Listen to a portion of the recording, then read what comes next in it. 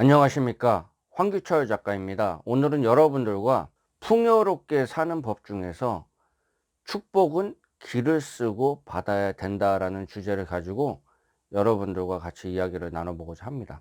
축복하면 떠오르는 나라가 있습니다. 바로 옆나라 중국이죠. 중국은요, 내세의 복도 중요하지만 현세의 복도 상당히 중요하게 생각합니다. 그래서 중국에 가보면 아시겠지만은 복자를 거꾸로 이렇게 뒤집어 놓습니다. 거꾸로 뒤집어 놓은 이유가 뭘까요? 복이 쏟아지라고. 복자를, 한자로 쓰인 복자를 거꾸로 이렇게 뒤집어 놓은 겁니다. 그리고 중국에서는 물이 안 좋아 가지고 차 문화가 발달해 있죠. 그래서 대부분이 차를 많이 마십니다.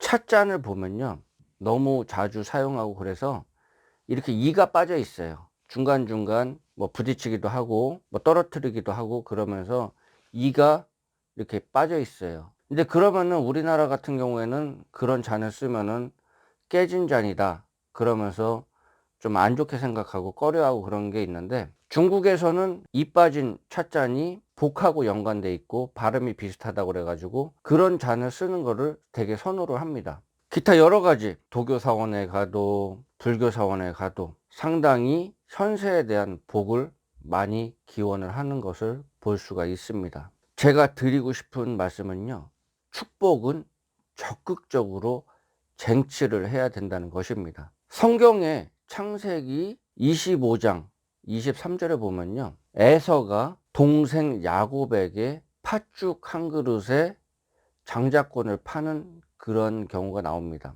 장자에 대한 축복을 파는 거예요. 이렇게 야곱은 어떻게 보면 약삭 빠르고 교활하게까지 하면서 그렇게 축복에 대한 갈구를 많이 합니다. 축복에 대해서 많이 갈구를 했습니다. 결국에는 그의 일생을 보면 고생도 많이 했지만은 결국에는 이뤄냈어요. 축복은 이렇게 자기가 적극적으로 노력을 해야 되는 것입니다. 나는 부자가 될 거야, 나는 돈을 많이 벌 거야, 이런 부분에 대해서 상당히 저속하게 생각하는 그런 경우가 있는데요, 여러분들 돈 많이 버셔야 됩니다. 특히 나이가 계속 들어갈수록요, 저도 마찬가지지만 이게 돈이 많아야지 몸도 편해지고 마음도 여유로워집니다. 적법하게 직업을 가지고서 그렇게 돈을 많이 벌면 되는 거예요. 그런 것이 잘못됐다고 보시면 안 됩니다. 그래서 축복은 스스로 쟁취하고 적극적으로 축복을 받겠다, 그런 생각을 가지고 살아가는 게 필요합니다. 제 사례를 하나 드리겠습니다.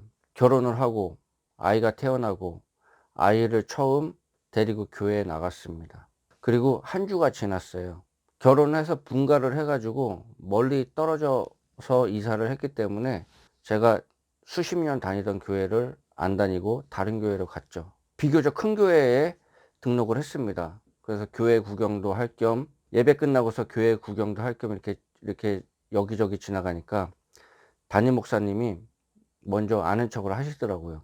교회 저희 등록한 거 그런 거를 이런저런 얘기를 하시더라고요. 그래서 제가 이때다 싶어 가지고 "목사님 기도해 주십시오." 그러니까 목사님이 좀 당황하시는 것 같더라고요. 우리 아이 아직 1살도 안 됐을 때인데 그때 목사님께서 축도 기도를 해 주셨어요. 이렇게 제가 적극적으로 교회에서도 축복 기도를 받으려고 기를 쓰고 그렇게 하는 이유가 있습니다. 이것은요, 진짜로 효과가 있기 때문입니다.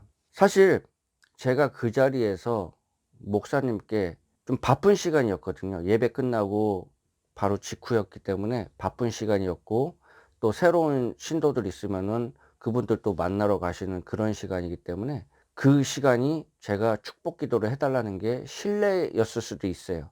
그렇지만은 제가 신뢰를 무릅쓰고 축복해 달라고 그렇게 요청을 드린 겁니다.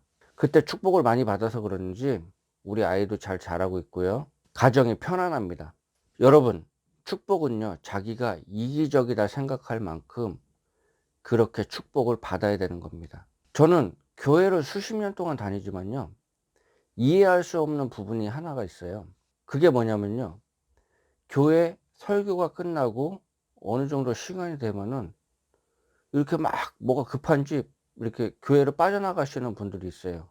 그래서 저는요, 교회를 늦는 한이 있더라도 웬만해서는 축복 기도를 꼭 받고 가려고 합니다. 예배 끝나고요. 목사님께서 축복 기도 해 주죠. 예배 끝나는 순간에 목사님께서 이렇게 해 가지고 목사님께서 축복 기도를 해 줍니다. 그 축복을 받고 가야 돼요. 그게 제일 중요합니다. 그래서 약삭 빠른 사람들 같은 경우에는요. 교회를 조금 늦어도 설교 말씀 시간에 들어와도 헌금 시간에 들어와도 교회 예배 10분 남겨 놓고서라도 와 가지고 그 축복은 받고 가려고 하는 겁니다. 물론 하나님께 예배드리는 그런 자리고 처음부터 안 늦고 예배 가 가지고 예배 드리고 축복까지 받고 그게 아주 좋은 케이스인데, 그렇지 않더라도 사정이 있어 가지고 예배 시간에 늦을망정 그 축복은 받고 가는 게 좋습니다. 그게 지혜로운 겁니다. 종교인들 중에서 천일 기도, 3년 기도, 5년 기도, 10년 기도 하시고서 내려와 가지고 설교나 법문을 하거나 그런 경우가 있습니다. 그러면요, 그런 데는요, 기를 쓰고 가야 됩니다. 기를 쓰고 가 가지고 여러분, 천일이면요 약 3년입니다. 3년 동안 기도하고 그런 청정한 마음을 유지하고 몸 안에 에너지를 응축해 가지고 가져오신 분인데, 그분의 축복을 받는 게 중요하죠. 그분의 설교나 그분의 법문을 듣는 게 상당히 중요합니다.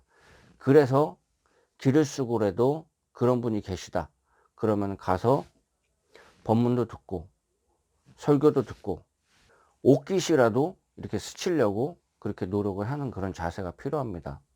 손이라도 이렇게 악수라도 한번 하려고 그런 게 필요해요.